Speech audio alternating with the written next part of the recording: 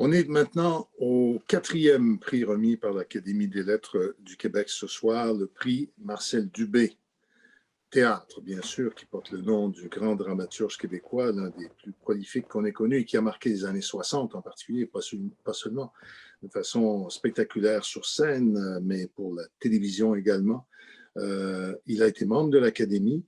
Le président du jury de cette année, c'est l'écrivain multidisciplinaire Daniel Canty, que nous accueillons maintenant, l'écrivain depuis la fin du siècle dernier, en fait, propose une œuvre d'écriture qui nous amène dans plusieurs directions. En fait, ce dramaturge-là travaille pour le théâtre, pour la danse lui-même, donc éclate son œuvre. Mais là, ce soir, il est là pour parler de celle des autres. Monsieur Canty, bonsoir. Bonsoir, merci Michel. J'ai eu le privilège, surtout la joie, d'être accompagné par Jessie Mill, dramaturge et conseillère artistique au Festival Transamérique, et de Paul Bélanger, poète, éditeur au Noroît, assidu des salles à l'époque où elle était ouverte, et deux personnes qui pratiquent avec un grand brio et une grande générosité cet art vivant qu'est la lecture. Nous avons dès l'amorce résolu, Jessie, Paul et moi, de prendre le parti pris de l'écriture, d'envisager la scène et les livres qui portent la trace de ce qui s'y est déployé comme des lieux de passage de la littérature. Le texte est, comme tout ce qui entre en jeu dans la création d'une œuvre dramatique, une forme de vie qu'on gagne à reconnaître comme telle. Ce qui est souligné ici et qui se reflète dans nos choix, c'est donc la force d'action et le pouvoir de revenance du verbe et de ses avatars. Car nous croyons que l'écriture, qu'elle surgisse du corps des acteurs ou qu'elle s'installe dans la luminosité de la page, pulse d'une énergie vivante qui porte en elle la promesse d'intarissable retour. Et après cette note lyrique, les finalistes sont Suzy Bastien pour Sucré 16, 8 filles, publié à Bruxelles par Lanceman. Dany Boudreau, Sophie Cadieux et Maxime Carbonneau pour La femme la plus dangereuse du Québec d'après José Yvon, publié à Montréal par Les Herbes Rouges.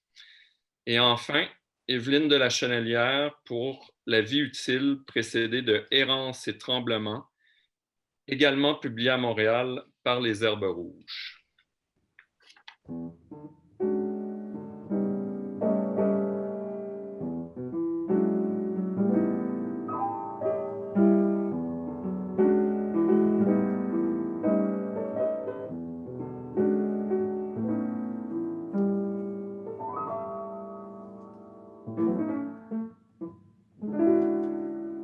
Alors, Daniel Canty, on vous écoute pour les éloges à nos trois finalistes en théâtre, le prix Marcel Dubé.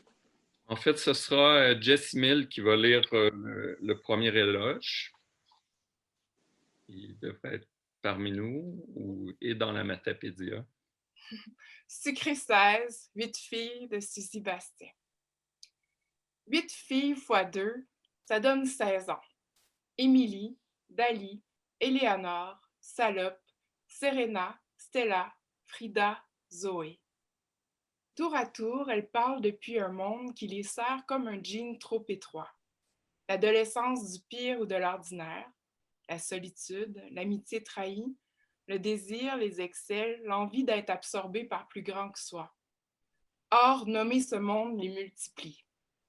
La poésie, jusqu'à celle de Milton, n'est pas anachronique à l'âge des médias sociaux, et celle de Suzy Bastien trame des nœuds fins qui ne s'apprennent pas chez les scouts. Car c'est bien la poésie qui noue les 8 filles comme à une même cordée. Qu'une tombe, l'autre la rattrapera, ici, entre les pages de la pièce où tout se tient, dans un projet d'écriture résilient et souverain. La langue de Suzy Bastien est brave et baveuse. Elle se tortille dans la bouche du premier baiser. Comment faire entendre ce qui hurle sans bruit, dit Zoé. Les filles, femmes presque, ne parlent plus seules. Les solitudes monologuées ouvrent des circulations qui apaisent. La douleur, elles la connaissent vive, elle leur tord les tripes et fait grimper l'angoisse, mais elles ne s'y installent pas. L'existence est ailleurs, elles y aspirent à s'époumoner. Dans une entreprise d'écoute profonde et de tendresse infinie, Suzy Bastien donne des puissances aux 8 filles de Sucré 16 pour que la vie les tienne, pour que la joie vienne. Alors, moi, je vais vous présenter La femme la plus dangereuse du Québec d'après José Yvon de Dany Boudreau, Sophie Cadieux et Maxime Carbonneau. La femme la plus dangereuse du Québec. Le titre irait bien un film d'espionnage. C'est plutôt à une tragicomédie d'action que la pièce nous convie. Ils sont 3 à se disputer dans une prose de cascadeur, la dépouille de la disparue. Une femme qui l'a toute lue, une autre qui croit savoir ce dont elle parle, et un homme qui croule, on pouvait s'y attendre, sous l'ombre de Denis Vanier. La compétition pour l'asservissement de la poète disparue est vicieuse. Les 3 se tendent en taraudant le nerf à vif de la perte, des pièges d'amour féroces. Les scènes de ce théâtre-collage, turbo-réacté aux mots de la morte, puisent dans la poésie d'Yvon et dans les archives léguées pour un pauvre 2000 $ à la BANQ. L'écriture vaut-elle ce prix? Et si, au-delà de la romance de se faire du mal, c'était les termes d'un sacrifice humain que la pièce voulait comptabiliser? La femme la plus dangereuse du Québec pourrait bien être un film de zombies détourné, un acte de nécromancie, sondant la demi-vie d'un mythe et cherchant à départager ce qui appartient en propre à l'écriture de ce qu'il en coûte de s'acoquiner de son frère lesbien pour retrouver ce qui brillait dans une fille québécoise de mortelle tendresse. Et ce sera Paul Bélanger qui nous présentera La vie utile, précédée de Errance et tremblement. Merci Daniel, bonsoir à vous. Tailler la pierre du langage. La mère dit, elle a ouvert les yeux, je ne rêve pas. Scandée tout au long de la pièce, l'expression vient nous rappeler que Jeanne est suspendue entre plusieurs temporalités, entre vie et mort, entre enfance et vie adulte, entre Dieu et chair, entre réalité et symbole. Car qu'a-t-elle vécu? Quand a-t-elle commencé à vivre? Et importe-t-il de le savoir quand l'action même de la pièce est dans cette plongée? Ce que la pièce met en évidence, c'est que le théâtre est un espace littéraire. Le rêve de Jeanne, au fond, est de naître à l'écriture. Son éternel plongeon nous parle aussi de l'autrice. Entre Jeanne et Évelyne, la frontière est poreuse. Les images de l'abîme, le vertige et la peur du plongeon dans lequel chacun de nous nage sont des échos de l'essai qui précède la pièce.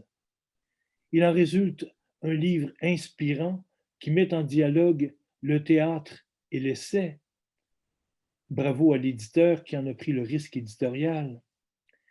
Ce chemin va donc de la performance-installation du mur vers la voie multiple de la vie utile. La complexité de ce rapport exigerait un développement, mais constatons pour l'instant, cela commence comme un roman, se poursuit en poème à plusieurs voix et se clôt en apologue. La loi des genres est dialogique, les dimensions poétiques et métaphysiques du texte sont fortes. Ainsi, plusieurs pierres sont taillées, un processus de création intelligent et intelligible dans lequel l'autrice explore des moments de son travail, depuis la création de son mur d'écriture jusqu'à l'achèvement de la pièce. La langue théâtrale est intérieure, un intérieur nuit, dirais-je. Par moments, le rêve nous étonne. La dimension métaphysique est soutenue par une écriture libre et généreuse. Roman, théâtre, quoi qu'il en soit, un espace vit. La théâtralisation du texte induit d'autres images et le conflit dramatique demeure. Jeanne dit « Tout serait différent si nous vivions sous notre squelette que par-dessus. Tout serait différent si nous étions fabriqués comme les coquilles et les crustacés.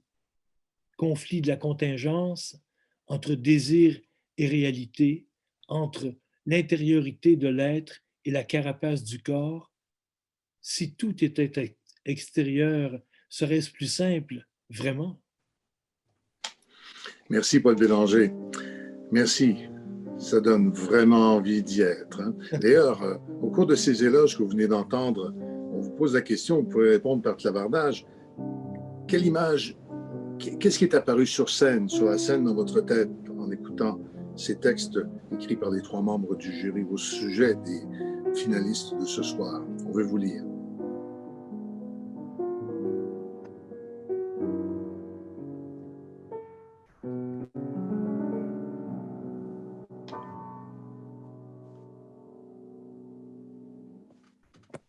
Alors, Daniel Canty, c'est le moment de désigner le lauréat ou la lauréate du prix. J'aurai le plaisir oui, merci Michel.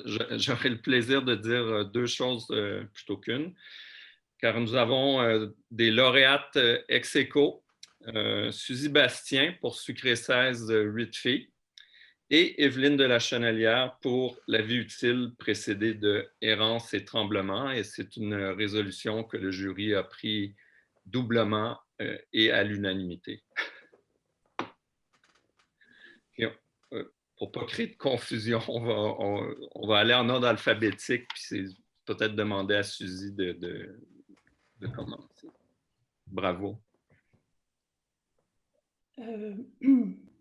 Merci. Je ne sais pas si... Oui, vous m'entendez? Merci. Je voudrais féliciter Evelyne, avec qui je partage le prix. J'en suis très touchée. Je remercie le jury du prix Marcel Dubé de m'avoir choisi. Je remercie mon fidèle éditeur belge, Émile Lanzmann, pour l'avoir proposé et pour être toujours présent. Je salue Marcel Dubé, un auteur phare, une des premières pièces de théâtre québécoises que j'ai lues. C'était Zone, écrite bien avant ma naissance, qui présentait déjà des jeunes de 16 ans dans le faubourg Amelas, les amours de Tarzan et de Ciboulette. Ciboulette pourrait être d'ailleurs un des personnages de ma pièce Sucré 16, pourrait faire partie des 8 filles. Sucré 16 qui propose des portraits de 8 filles de 16 ans, qui donc, comme la Ciboulette de Marcel Dubé, aspirent à une vie qu'elles façonneront selon leurs désirs et leurs espoirs. Elles rêvent encore malgré tout. Ce sont 8 battantes, 8 personnages que j'aime. Il s'agit de théâtre ici. Moi, je rêve qu'un ou une metteur en scène, qu'un directeur ou une directrice de théâtre au Québec ait la curiosité, premièrement, de lire Sucré 16, 8 filles, puis l'envie irrépressible de la programmer dans un théâtre au Québec. Je vais vous lire un court extrait du dernier monologue de la pièce. Ce monologue intitulé « Zoé la nuit ». Toujours la nuit, après un sommeil de plomb, réveil en sursaut, tâtonnement. Où suis-je? Je ne sais plus qui je suis. Et puis, brusque bourrasque brûlante, tout me revient. Vite, vite, il faut partir. Pas somnambule, non, affamé du dehors. Ouvrir la fenêtre de la chambre, disparaître sans bruit, disparaître dans la nuit. La nuit appelle, j'arrive, même pas peur. M'engouffre dans l'épaisseur du dehors. Velours, lampadaire, c'est beau, c'est plein de mystères, de secrets. La nuit me plaît, j'adore ces étoffes obscures. 16 ans, toutes mes dents, bouche armée, lèvres létales, le monde m'attend. Petite sorcière, maman autrefois m'appelait ainsi, avant que l'autre débarque. J'avance comme on s'envole. Elle disait que j'avais le pouvoir de la faire sourire, de faire sortir le meilleur d'elle-même. Je cours, je flotte, ralentis après ma folle allure. Fige devant un mur, me souviens du nom de ce bleu que j'avais eu envie de manger un jour devant. Nom trouvé sur Google Images, Majorelle. Je changerai de nom, je deviendrai Majorelle. Touche la couleur doucement d'un doigt léger. Rien ne s'accroche ni ne s'effrite. Alors que lui s'accroche. Moi, je m'effrite. Petite, j'imaginais la vie en éclats irisés. Maintenant, le plus souvent, tout se mélange. Je me retrouve avec du fâché. L'amant de maman veut être mon amant. Il s'approche, je m'effrite. Je voudrais avoir le pouvoir de triompher une seule fois, comme ces filles chatoyantes qui ondulent en haute définition. Des images mortifères m'assaillent à mon corps défendant. Je les combats chaque jour. Je gagne mon combat chaque jour. Merci, Suzy Bastien, et bravo. Bravo encore une fois. Et puis l'autre lauréate, Evelyne de la Chenelière maintenant. Bonsoir. Oui, bonsoir. Merci pour cette belle lecture, Suzy Bastien, et félicitations. Merci beaucoup. Si l'écriture dédiée au plateau est pour moi une expérience solitaire, cette solitude m'est tolérable parce que rompue aussitôt qu'elle amorce sa transformation vers l'objet théâtral qu'elle inspire. Je partage donc cette récompense avec le Théâtre Espace Go, avec Marie Brassard et toute l'équipe de création de La Vie Utile, et je les remercie d'avoir passionnément donné son existence scénique à un texte que j'avais écrit entre errance et tremblement. Je remercie également toute l'équipe des Herbes Rouges, en particulier Sylvain Lavoie, qui m'a accompagnée avec clairvoyance et bienveillance jusqu'au bout de ce qui allait devenir un livre. Ce livre a fait de moi une auteure des Herbes Rouges et j'en suis profondément reconnaissante. C'est très significatif pour moi de voir ma pièce de théâtre paraître dans une maison née de la poésie.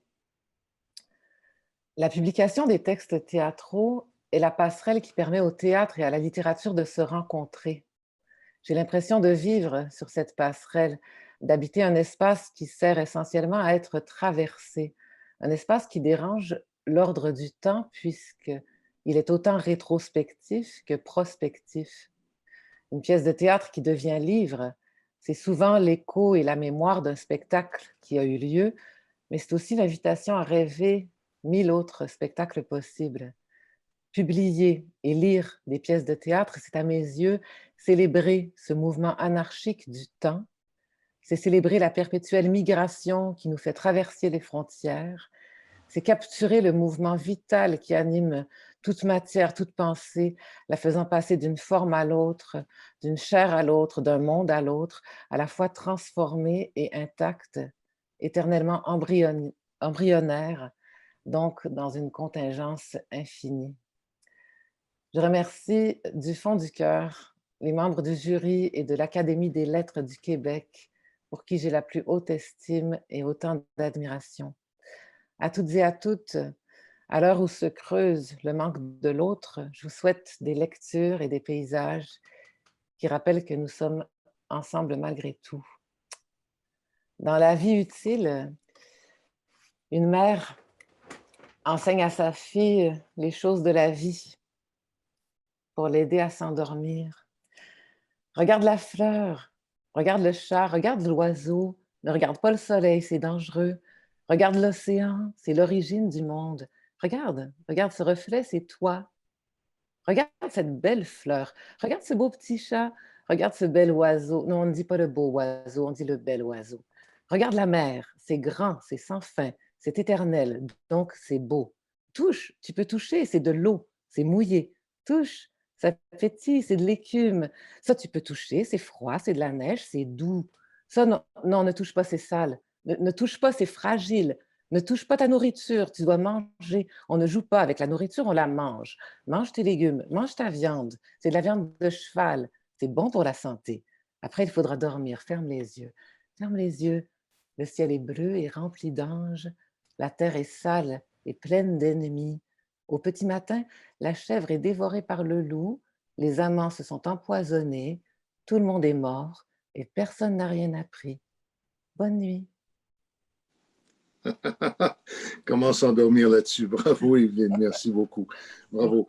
Bravo à vous et à toutes les lauréates, à tous les lauréats de ce soir, aux finalistes aussi, et à toutes celles et tous ceux qui ont soumis des textes dans les 4 catégories des prix de l'Académie des lettres du Québec. Ce travail terriblement solitaire, mais qui en même temps ne peut pas exister sans être dans le milieu du monde, qu'est l'écriture, c'est une chose capitale, vitale pour la vraie vie. Il ne faut pas que se nourrir de ce que la Terre nous donne. Il faut aussi que ce qui sort de là puisse voyager, circuler jusqu'à nos lecteurs et spectateurs éventuels. Alors, à toutes celles et à tous ceux qui ont participé à l'événement de cette année, bravo. Et remerciements, félicitations aussi à toute l'équipe de l'Académie et à ses associés pour cet événement de cette année. Ça a été un travail pas facile, dans des conditions pas faciles, c'est moins qu'on puisse dire, mais dont on s'est finalement plutôt bien sorti. Mis à part, je m'excuse, au moins une fois, j'ai oublié mon microphone. Pour un gars de radio, c'est pas fort. Après tout, c'est mon outil de travail. Et merci. Et puis, je vous ai invité tout à l'heure à aller vous chercher un petit verre. J'espère que vous avez obtempéré à mon invitation et puis surtout que vous l'avez à portée de la main. Alors, en même temps que vous pouvez, au cours des prochaines minutes, clavarder et envoyer vos messages de félicitations à tout le monde le mérite et largement. Je vous invite avec moi à lever votre verre à la cuvée de cette année et en espérant que la prochaine soit bonne. D'ailleurs, qu'est-ce que vous souhaitez à la littérature et à ceux qui la vivent, ceux qui la créent pour l'année 2021? Voilà une suggestion de clavardage pour les prochaines minutes. Bravo encore une fois. Merci.